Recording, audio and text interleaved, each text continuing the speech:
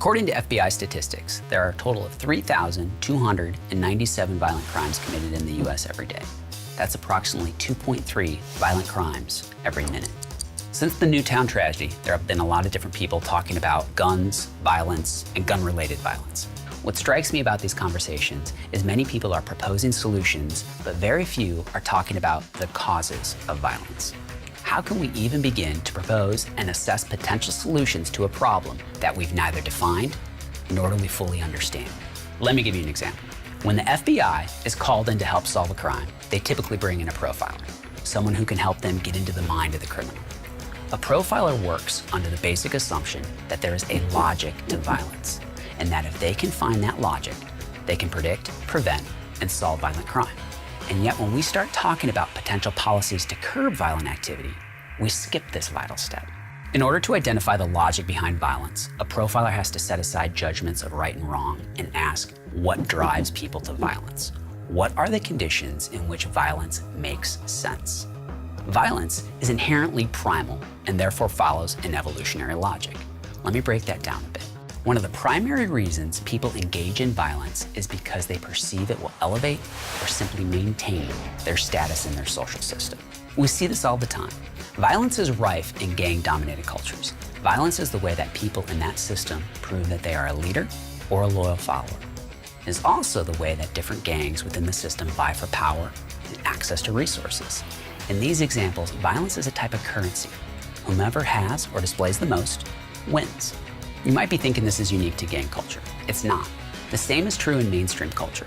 If someone has regularly been kept on the outside of the system, maybe they are a social outcast or they just don't fit in, and then we reward violence, especially national tragedies like Newtown or Columbine, with infamy and immediate celebrity, it follows that violence might be an attractive choice. It follows a logic. It will elevate their status within their social system. It's important to note here that this isn't about actual threats to one's survival. It's about the perception of threat, real or feigned. If someone perceives a threat to their livelihood, they can often justify and will often choose violence. The quest for survival, or even security, is one of the key drivers of state-sponsored violence, something I'll discuss in more detail in a later video. But it also happens on a micro level. When someone has an addiction to, say, drugs, a threat to their access to that drug may very well seem like a threat to their survival.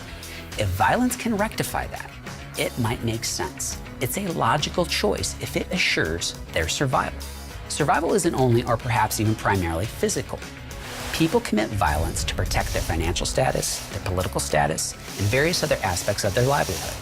A perceived threat to any of those things can instigate a violent reaction. I'm not saying that violence is justified in any of these situations, nor am I saying it's not. That isn't the point. The point is that there is a logic to violence. It follows identifiable and predictable patterns.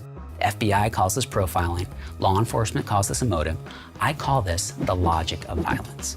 And yet none of our policymakers seem to be talking about it at all. If most violent crimes follow a logic, identifying that logic gives us access to the tools necessary to begin to curb violence. We can make policies to mitigate logical violence if we understand the logic. But instead of using this knowledge as a tool, we are constantly being asked to focus instead on a tool, a gun, that is sometimes used to commit violence. And that is the most illogical thing of all. According to the stats I began this video with, 10.3 violent crimes have been committed while you were watching. There's a good chance that none of those crimes involved a gun. There's an equally good chance that all of those crimes followed a logic.